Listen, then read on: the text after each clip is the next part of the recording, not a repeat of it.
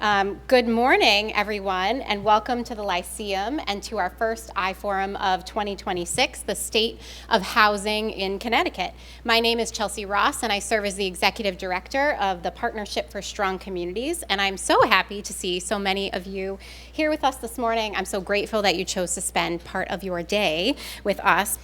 We have a very full and interactive morning ahead of us. A quick show of hands. How many of you have read all 140 plus pages of the report in advance? Okay, so the report authors have. That's a good sign. Nobody else. Okay, no judgment. That's why we're here today. So in just a moment, Kayla Giordano, our Senior Strategic Initiatives Manager, will help level set all of us with an overview of the report's core findings across affordability, creation, choice, and stability. After that, we're going to shift from listening mode to engaging through an interactive facilitated data walk. You'll have the chance to explore some of the select findings yourself, draw some conclusions, ask questions, and reflect together on what the data means for policy and practice. And to close us out, we're very grateful to be joined today by Department of Housing Commissioner Selah Mosquera-Bruno and Governor Ned Lamont, who will offer their reflections on how Connecticut can move from data to durable solutions that expand housing opportunity statewide. Throughout the morning, we invite you to join us in conversation. This is interactive. Don't leave. That's the risk. Nobody likes the Zoom breakout rooms. This is the equivalent in person of a Zoom breakout room. But talk to each other and join us online in the conversation at #iForum26. Before we dive into the report, I want to briefly introduce the Partnership for Strong Communities to you if this is your first time, you're new to our work. So at the Partnership, we advance solutions to Connecticut's housing challenges through advocacy, research, and convening. We engage in smart policy design and civic and political advocacy to expand housing opportunity. We produce timely, accessible materials that inform decision-making, empower communities, and deepen our collective understanding of what it takes to build a more just housing system. And we serve as a hub. We create space for shared insight, collaboration, and collective action. Quick show of hands of who joined us online in November for our annual housing conference. All right, some repeat customers. That's awesome. Our vision at the Partnership is simple, but it's bold. A future where everyone in Connecticut has a safe, stable home that's affordable to them in an equitable community of their choice. We're here for housing, justice, equity, and access. We work across the full housing stability continuum. So the measure of our collective success is that fewer people in Connecticut are experiencing homelessness, housing instability, fewer families are forced to live in temporary, unaffordable, or unstable housing conditions. We believe that everyone deserves a place to call home. That means being able to afford your home while still meeting your other basic needs. It means having more homes in all shapes and sizes in every community across our state, and it means having real choices about where we live. And it means being protected from displacement, eviction, and insecurity and homelessness. That commitment to housing is the foundation for thriving communities and is what led us to create the State of Housing in Connecticut report. It's designed to ground our advocacy, our policy, and our partnerships in clear data that reflects what people are actually experiencing across our state. It captures the facts that define the state of housing in 2025. And it draws from state and national data the expertise of our partners across sectors and the experiences of those who are most affected by housing instability. Our goal with the report is not to just simply document problems. It's to chart a path forward toward affordability, creation, choice, and stability for every household in Connecticut. It doesn't just illuminate challenges, it's meant to illuminate solutions as well.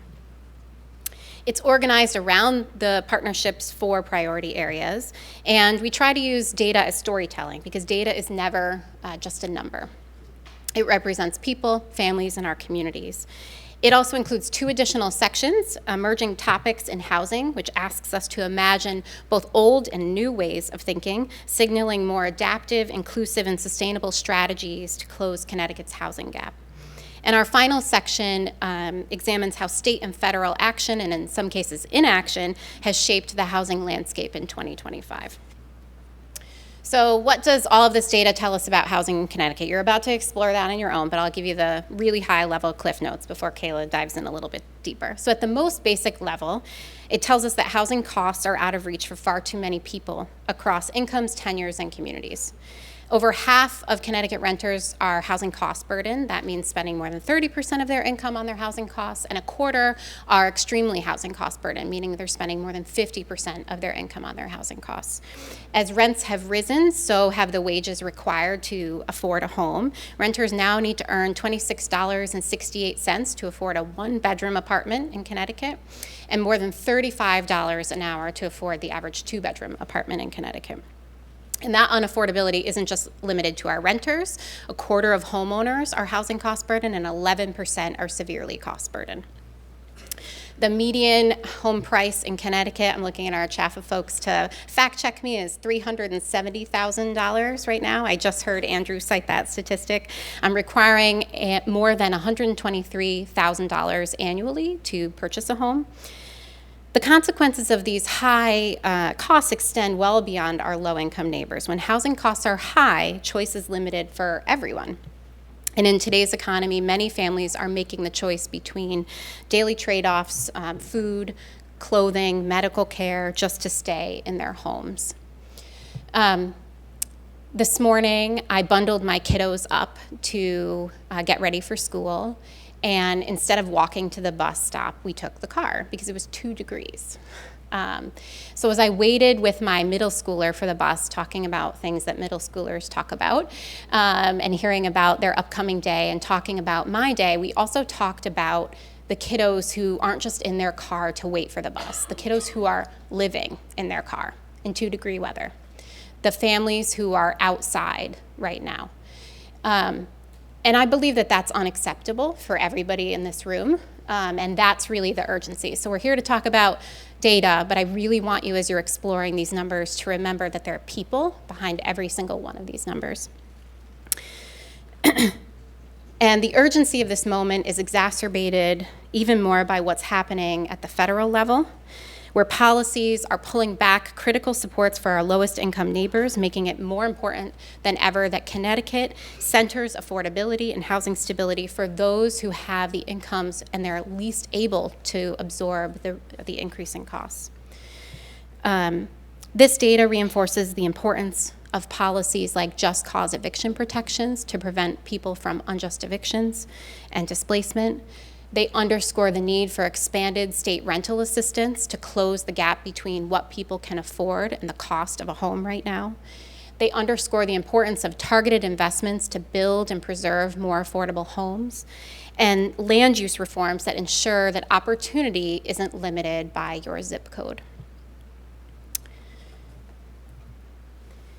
So, putting together this report took an incredible amount of thoughtfulness and collaboration and care, and I want to take just a minute to thank some of the people who made it possible.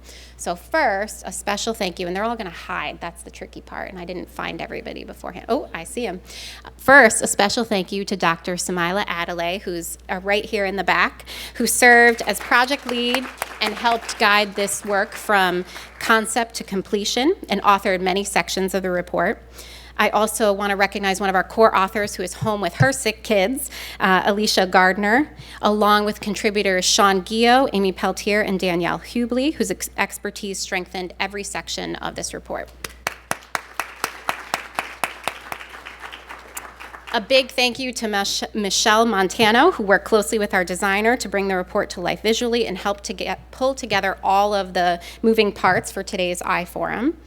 And you're going to hear from her in a second, but a big thank you to Kayla Giordano, who authored many sections of the report, edited the report, and conceived and executed the entirety of today's iForum.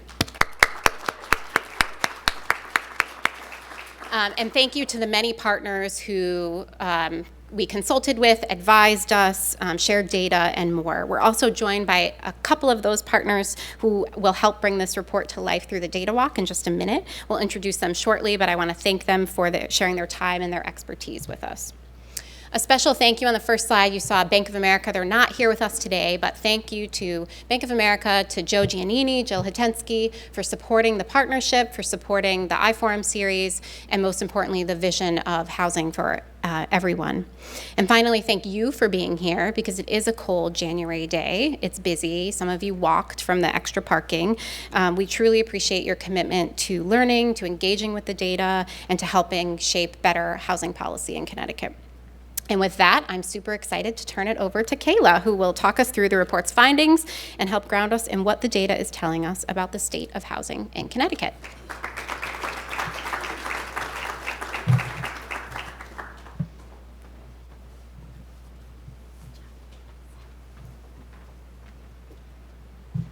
Good morning, everybody. Thank you, Chelsea, for the introduction and for all of your support through the months-long process of the creation of the State of Housing in Connecticut. We really could not have done it with all of your leadership. To introduce myself, I'm Kayla Giordano. I'm a Senior Strategic Initiatives Manager at the Partnership for Strong Communities. The State of Housing in Connecticut report is the most comprehensive report that the partnership has released in our 28-year history. And I'm so excited that all of you are here to join us this morning so that we can share our findings with you. A report is just a collection of papers until it's in the hands of the people that can take the information inside it and actually do something with it. And so I'm very thankful for all of you for joining us this morning to learn how you can play a role in advancing equitable housing solutions in Connecticut. As Chelsea mentioned during her remarks, our report is divided into 6 main sections, covering our 4 priority areas of affordability, creation, choice, and stability, as well as 2 additional sections on legislative activity and trends in housing.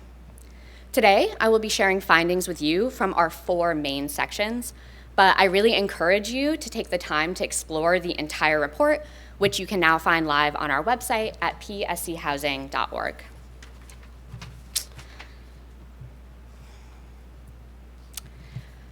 All of us here today understand that affordability in Connecticut is of increasing concern.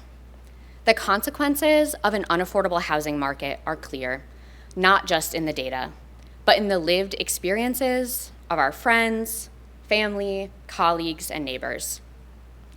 Housing costs in Connecticut are 23% higher than the national average. To comfortably afford a 2-bedroom apartment, a renter must earn over $35 an hour. Yet the average renter in Connecticut earns less than $23.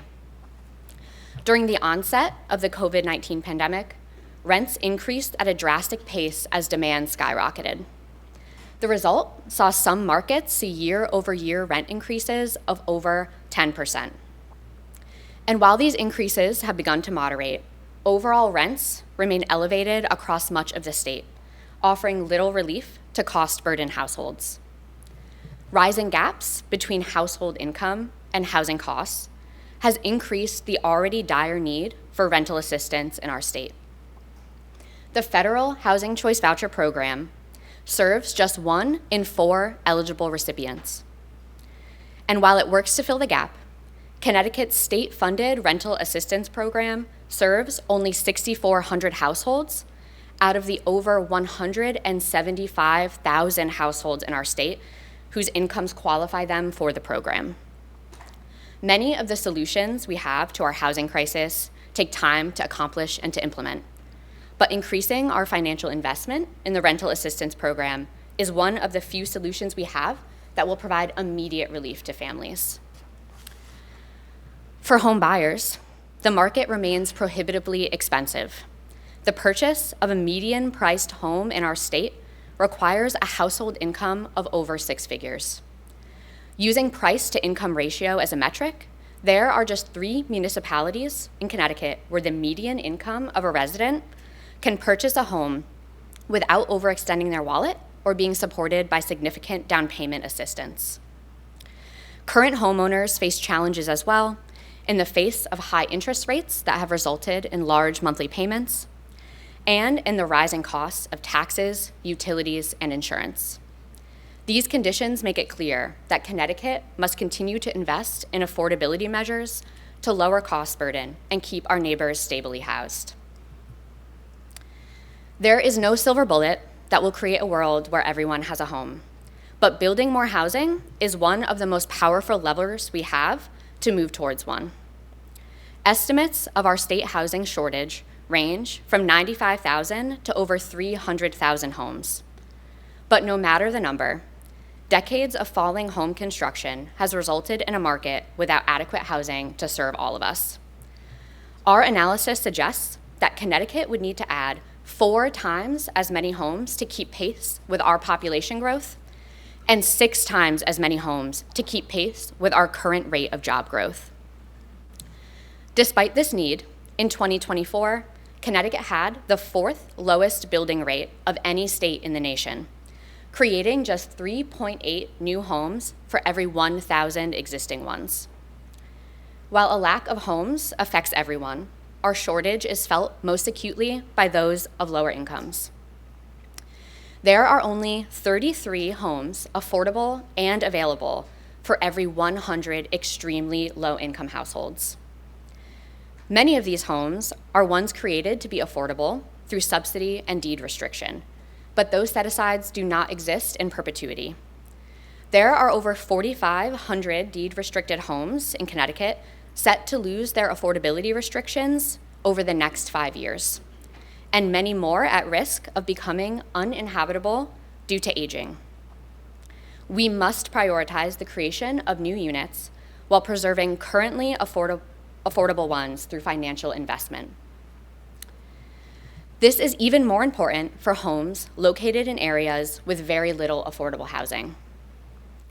Our report finds that 80% of all assisted units qualifying as affordable under 8-30G are located in just 36 of our 169 towns. Investing in the creation of housing in all areas of our state is critical. And speaking of investment, our report finds that while the state has dedicated significant resources into housing creation, primarily through funding to the Affordable Housing Flex program and the Housing Trust Fund, there is still more to do to maximize usage of our state resources. Bond authorizations for housing have doubled in recent years to $700 million in the current biennium, but allocations of these funds have lagged, despite strong developer demand for additional subsidy as project costs have risen.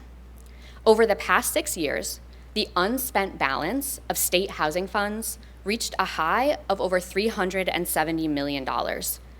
This unspent balance represents an opportunity for the state to make rapid investments in housing creation.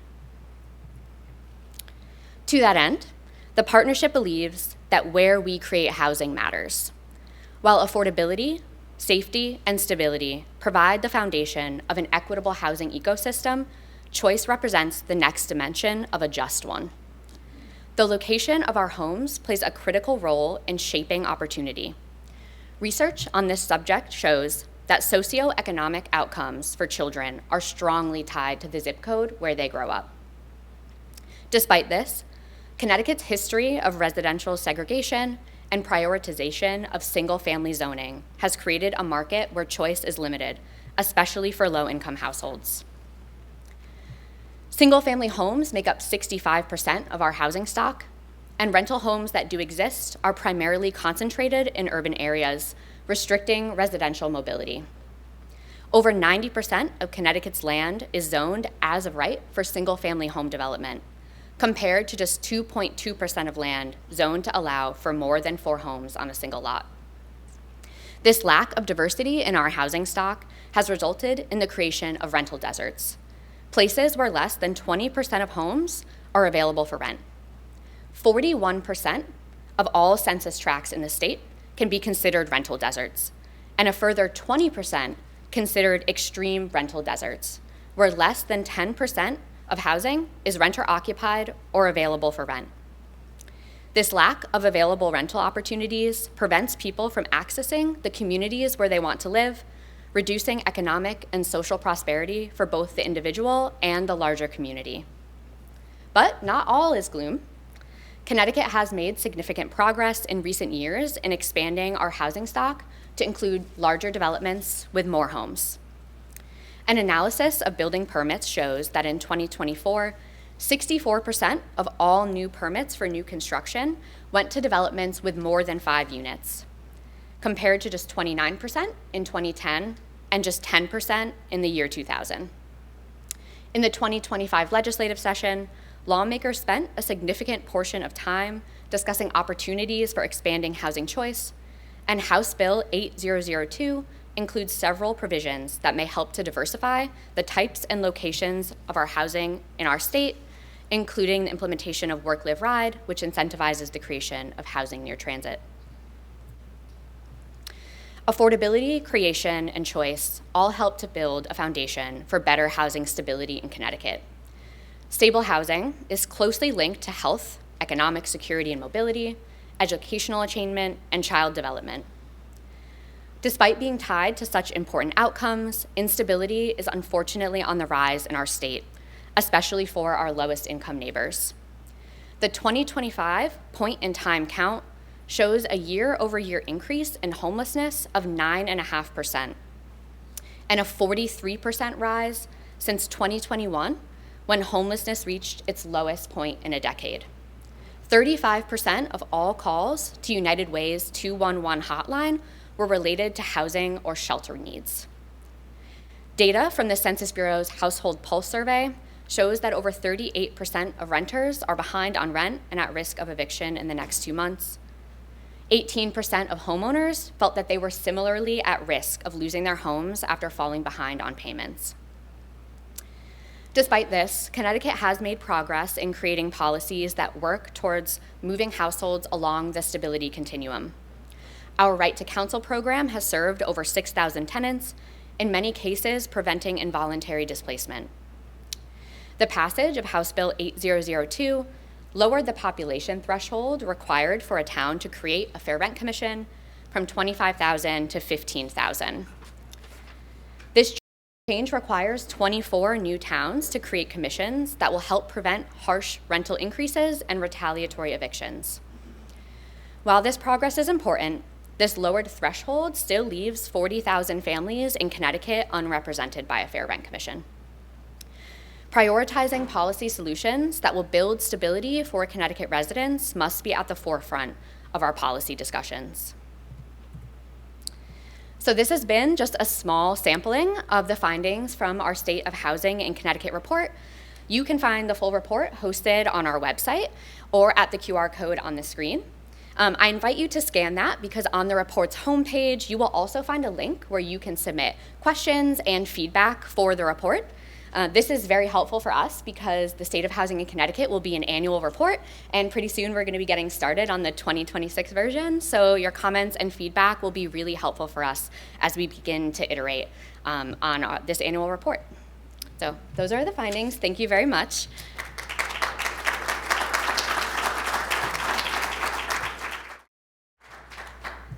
Okay, so welcome back from your data walk.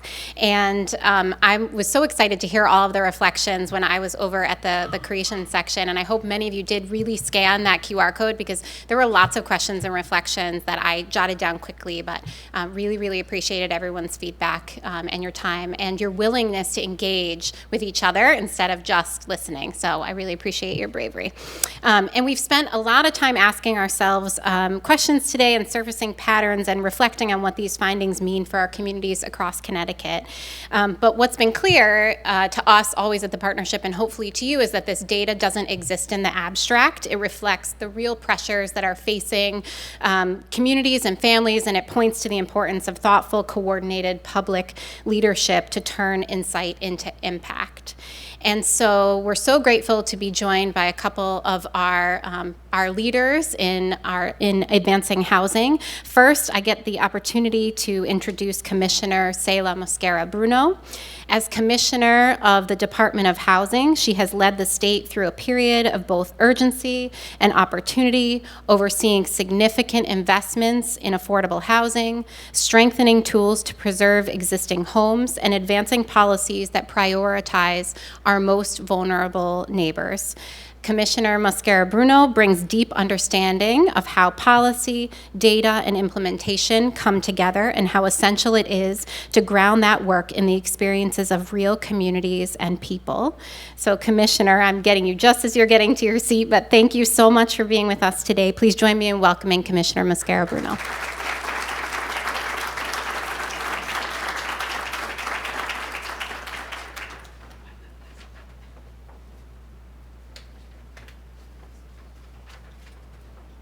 Thank you.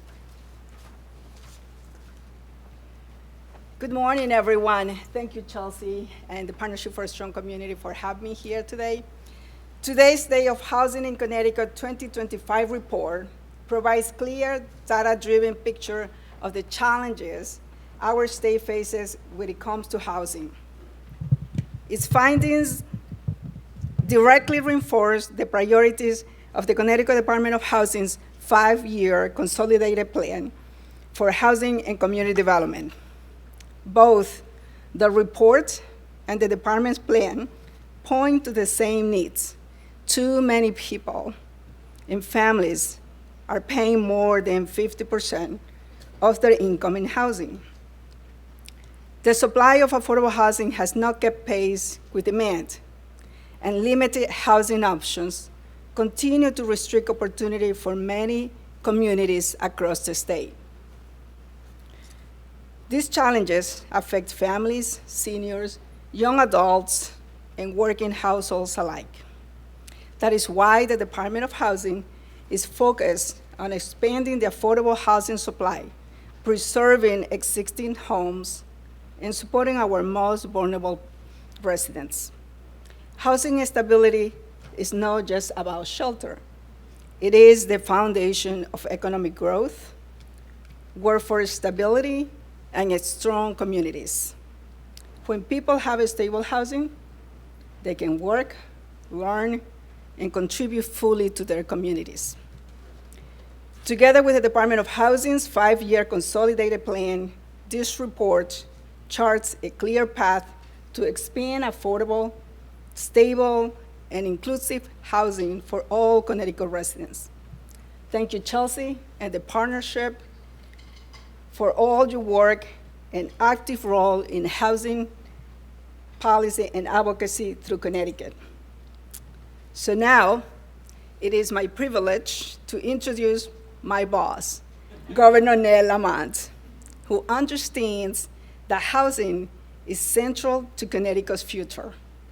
Governor Lamont has made housing affordability, housing production, and community investment core priorities for our state. So please join me in welcoming the Governor of the state of Connecticut, Governor Ned Lamont.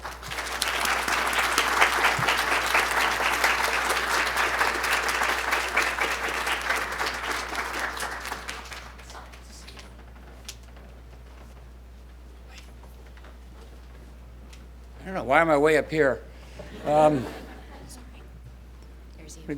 Hey, there I am, look at that. So, sort of interesting. President Trump was at Davos. He said the urgency of housing and affordable housing and housing for all of our people is key to affordability and key to an inclusive society. And he didn't really get to that in his speech. It was that was how it was preset. A lot of it was about Greenland, as if discount igloos in Greenland are part of his housing strategy. You know, he's talking about taking money away, or you can take money out of your 401k and use that to overpay for housing if you're a senior and rob your retirement. I don't think that's a real solution. You know, he's speaking strongly about private equity in housing that cuts both ways. I can understand. What I feel strongly about is private equity and Blackstone and others buying up a lot of multifamily housing and then jacking up the rents and pushing people out. And we've seen that around the country, even in Connecticut. And I'm going to put forward a bill again. So I tried last year to say you can't go up more than the rate of inflation for a period of time. You can't push people out to pay for you overpaying and trying to monopolize the market. Look, we're in a 25 degrees out there. I know how cold it is. I know a lot of folks, cold weather protocol, getting people off the streets and out of the parks and taking care of them. We've made real progress, but we still have a long way to go, don't we? And we still have more homeless than we had before. And Sayla, you've been invaluable there. The amount of housing, what you've done for the shelters, what you've done for the rent support, trying to make sure we have more deeply affordable housing than we've had before. As I try and talk about housing, I also try and talk about it broadly to make sure that we're talking about the most vulnerable and we're also talking about our state. And I need to get people on board with an aggressive housing agenda. And I talk about the fact that, working with each and every one of you and and Sayla and Nandini, we've, now we got David Corus over there, working on a regional basis. CRDA worked pretty well here. What can we do for other regions to make sure they put their foot on the accelerator? I want them to take the lead, but I want them to take the lead. I don't want them just to say no. I want them to say yes. Where do you want that housing to go? We'll be there as your partner. And there's a group called 169. They just study fiction in college. They just are making stuff up, and it's really, really unhelpful. I worked hard to make sure we had a bill that, first selectmen and mayors could get behind. And I didn't get any Republican legislators. That's a little more ideological over there. But we had a lot of mayors and first selectmen, Republicans as well as Democrats, saying thank you for giving us the tools. Thank you for giving us the reason we ought to plan. Thank you for telling us what we want our town to look like in 5 and 10 years. And we said we'll be there as your partner. I am a big fan of where it's been successful. I love the Naugatuck Valley, which lost population and lost housing for decades. And they've doubled down on housing. They've doubled down on transit-oriented development. We said we're there as your partner. That means more housing means we're going to have more frequent rail service. More frequent rail service, say we're going to upgrade your train stations. More people means you're not shrinking your student body or expanding your student body. We're going to be there. And you have more population, more growth, more new housing in that part of the state than ever before. And I'd like to use that as a template for what we're going to do going forward. I tell the, NIMBY crowd, look, I like my backyard too. And I'm doing everything I can to preserve open space because I think that's a big piece of what this state's going to look like, 20 years ago. But a lot of folks, the backyard is an old mill or a parking lot or an office building that's underutilized, shopping malls in the suburbs. I know suburbs, you get a little cranky, but really, you can do better than this empty shopping mall. And the shopping mall has sewer and water already going to it. It already has enough parking there. Let us be your partner. Let's make this a place where even in your town, teachers, firemen, and cops can afford to live, be in the town where they are.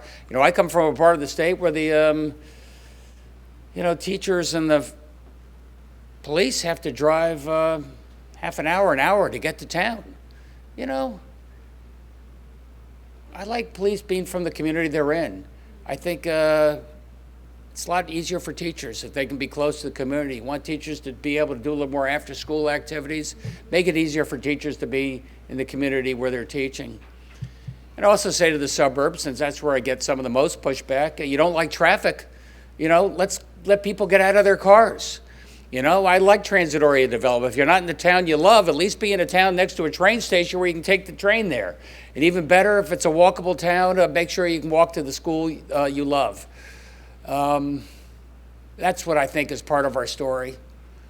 Our story is about taking care of the most vulnerable because in this day and age where life is coarse and the rhetoric is coarse and I've got an administration in Washington, D.C. is just pushing people away and saying you don't belong and, figure it out yourself. That's not Connecticut. That's not who we are. We look out for each other.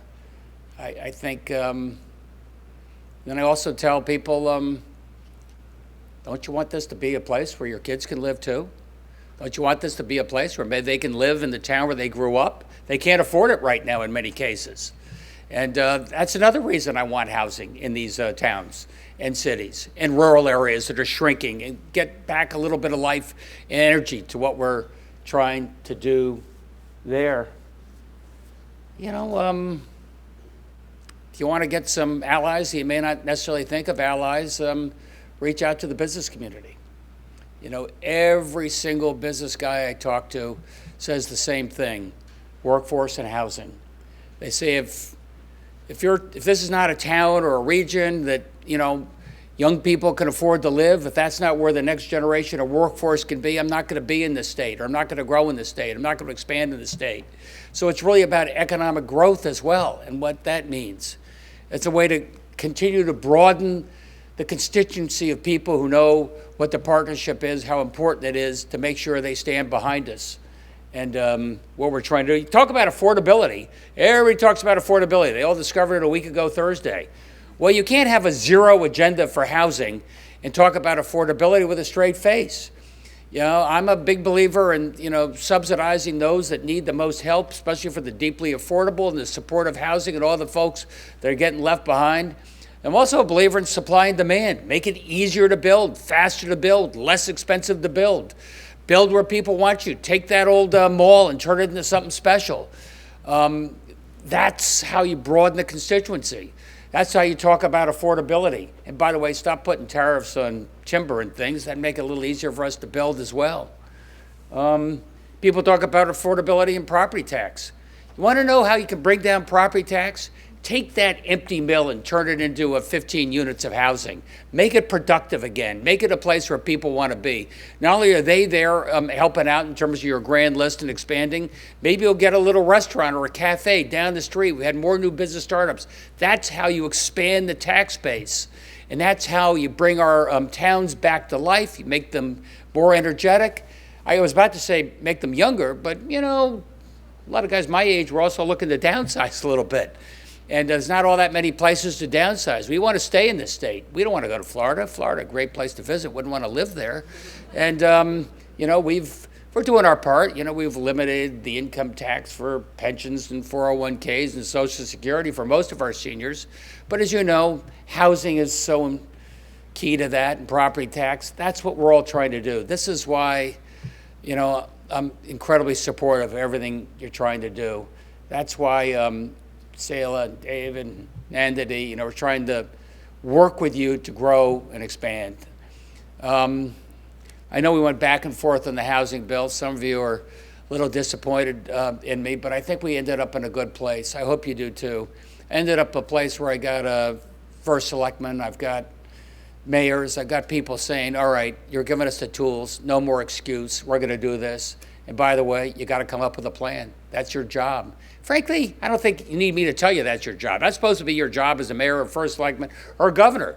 As a governor, people want to know, what is this state going to look like in 10 years, and why do I want to be here? And I'll just leave you with that. It's going to be a state that, for the first time in a long time, our cities are growing again, and our cities are getting younger. And you're never great unless you have great cities, cities where people can afford to live, afford to start a family, cities with great schools and housing that they can afford. I see a lot of our small towns, and woe is me, my kid can't afford to live here, our towns are shrinking, our schools are shrinking, it's getting more expensive to keep a hospital going. Well, make it a little bit easier to be able to live there. I think that's what we're trying to do in our small towns and our suburbs. Like I said, you got a lot of empty parking lots by night next to those train stations. You got that shopping mall that's been, it's got, one less Dunkin' Donuts and everything else is empty. Let's go. We can do better than that. Those commercial buildings that are unoccupied on Main Street in a lot of those suburban towns, let's get some housing in there. Maybe the first floor, I thought that'd be good to have, retail or restaurants, but everybody else. That's how you bring our towns back to life. That's how you bring Connecticut back to life. That's how you make Connecticut a little more affordable. That's how you make sure you have opportunity for people. And that's how, working with you, we make sure that nobody's left behind, because we're Connecticut. Thanks, everybody. Great to see you.